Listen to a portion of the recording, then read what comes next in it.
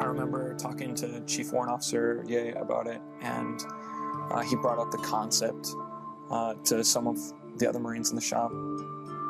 And initially we thought it was kind of a corny idea, and you know, I'll be honest, I was dreading doing this for so long.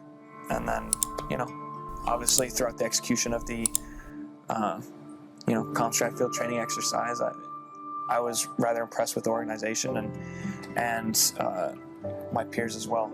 I learned a lot from them, and it was a really, I'd say, humbling experience, and I had a good time.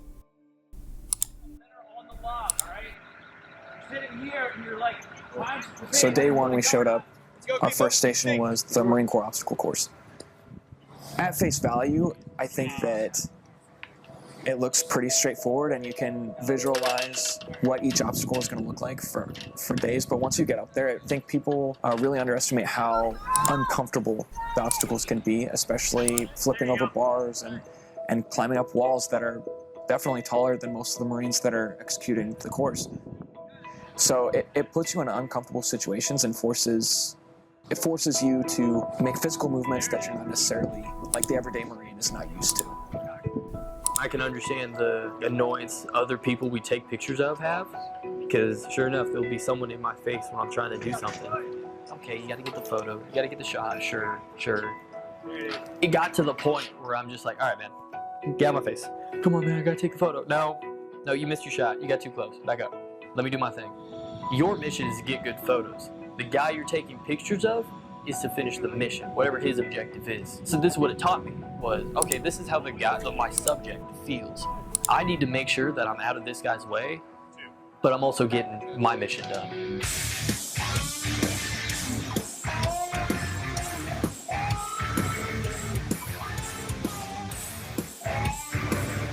You see, the most interesting thing about the range was that they got to not only take videos and do pictures, but they also got to shoot their weapons. And so they had to utilize both their rifles and their cameras at the same exact time, something that we're not used to doing. I loved it. I love the range. I love everything about it. And I had a GoPro stuck to me, and I'm like, all right, let's have some fun with it, you know? Let's really get into it, be aggressive, be violent, and really get after it. At first, it was kind of a challenge. How am I going to manage holding my rifle, shooting, putting down my rifle, taking some pictures? How am I going to put my camera on my flag so that I'm not like dropping it, so it's not swinging everywhere? But then how am I also going to make it so that I can maintain like muzzle awareness and positive control of my weapon? A lot of the times, nowadays, when we go out and shoot, we don't have our weapons with us. We're there to take pictures of people that have their weapons on them. And so this was one of the very unique training opportunities where we got to do both. You know, looking back on it, I really wish we did more shooting, but it was really nice to throw rounds downrange and, you know, shoot at those targets.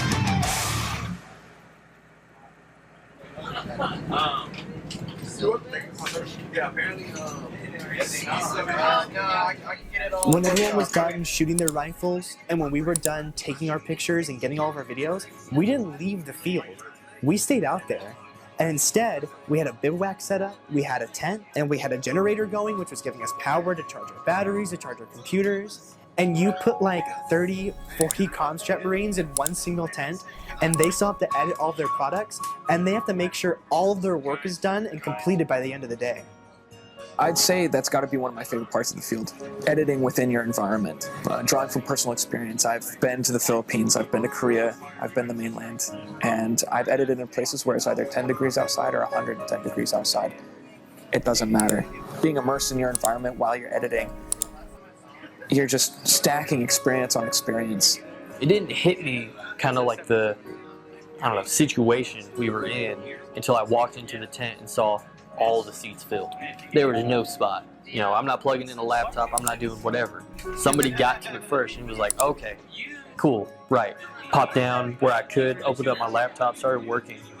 And, you know, I'm looking around and it's just like, okay, deadline's in 2 hours. Let's see what we can do.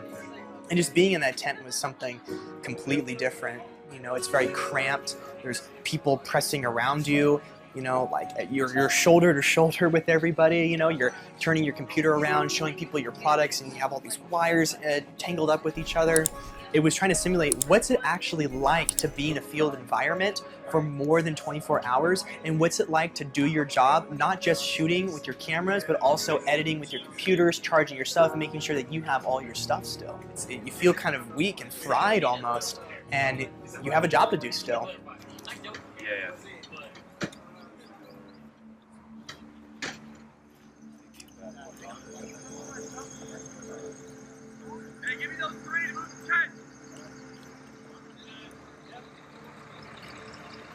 We're packing all of our stuff up, we're getting ready to do the hike, and already on the offset, when people were starting to hear about the COMMSTRAT field training exercise, a lot of people were really dreading this hike.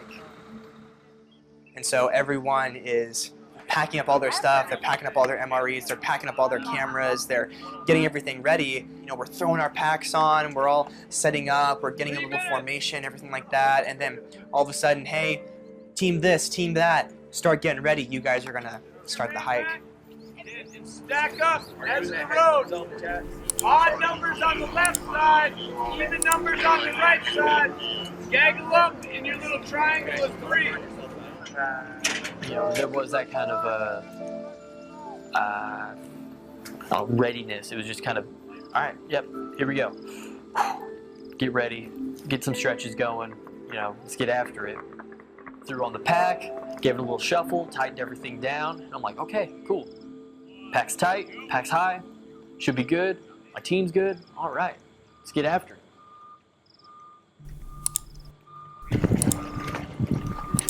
I think stepping off, I was pretty confident. And those, like, it doesn't matter where in the world you are, hills are gonna kill you. And those hills were killer. I underestimated the hills. I think a lot of people also overestimated their peers. And so it really kind of forced everybody to pull together and find that anchor being within your group to really guide the way and be the leader. So, you know, that really separated the mental from the physical on that one. Who has the mental fortitude to overcome the physical pain that they're going through? I started looking down. It was just, oh crap. Keep walking. I hear the team behind me catching up, and I'm just like, okay, this is gonna suck. Time to just do it. My teammates, God bless them, they just monsters.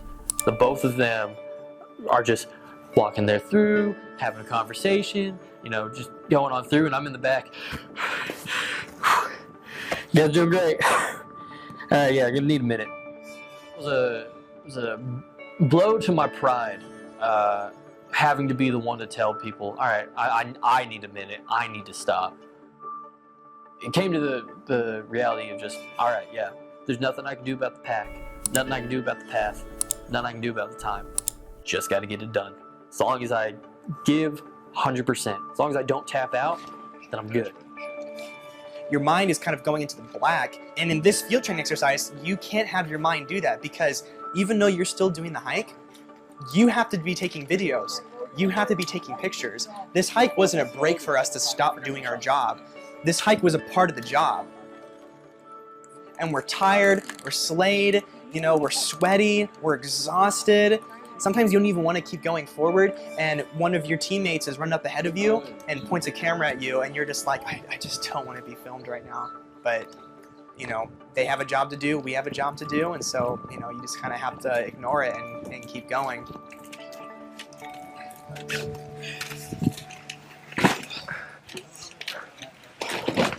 Oh yeah.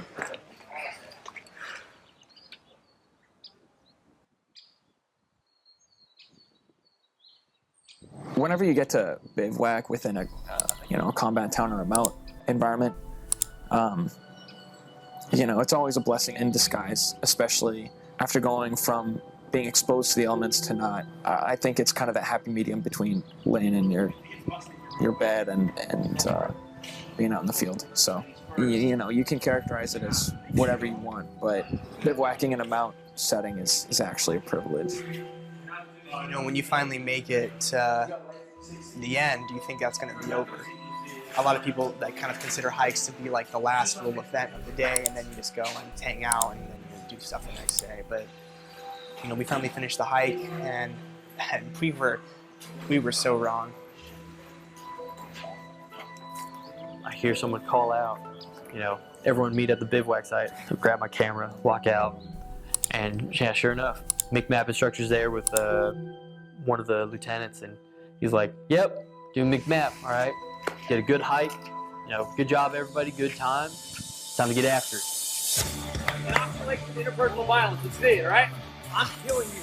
That's the mentality every single round. It's me versus you. I'm putting you in a body bag. I'm going home to my family, and you're going 6 feet under. Good?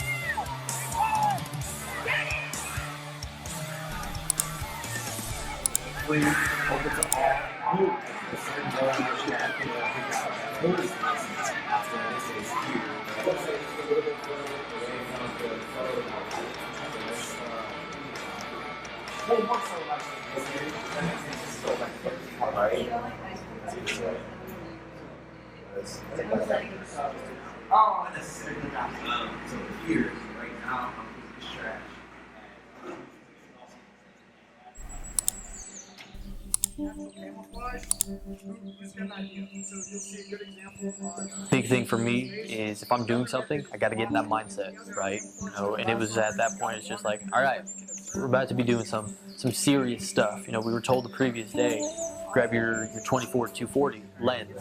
So I'm putting on the cami paint, and you know, we finish with that, throw on the Kevlar, and then they're running us through how it's going to be done. You know, so I'm just like, all right. Today isn't the day for capturing fancy imagery, capturing the art. This is about completing the mission, right? Getting that mindset, getting ready for it, you know. The final stage of moving through that mountain environment and clearing rooms as well as sensitive area documentation is basically the climax of this training, right? That's what will be expected of us from our leaders. You could argue that that was the most important part of this entire FTX, was not only having presence of mind to execute that combat situation, but then be present enough to execute your primary mission as a COMMSTRAT person. So if you are going to be an attachment, you have to bring more than just your MOS. You have to have that combat awareness. So being able to hit, you know, both of those marks, both those mission sets is absolutely crucial for our MOS.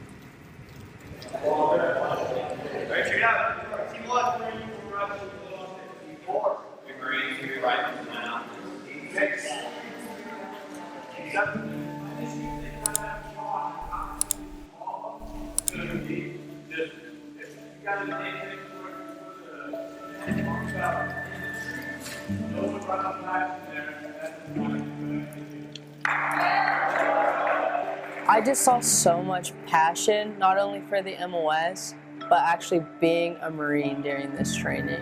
Mistakes were being made, but I could tell these Marines actually cared because they were turning around and asking, oh, what did I do wrong? How can I fix that? Can you show me again?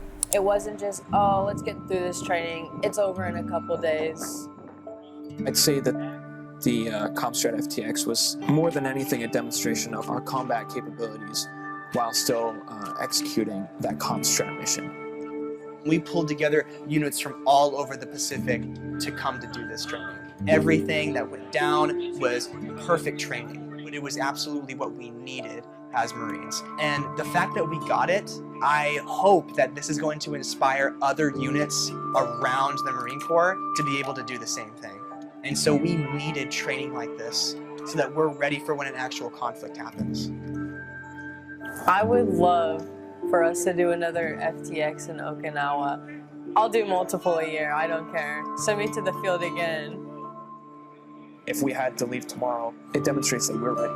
We're ready to execute the mission. So I know that they will be ready whenever the time comes, that they are going to be required to execute their mission. They'll do it the right way, and that is because of the COMMSTRAT FTX.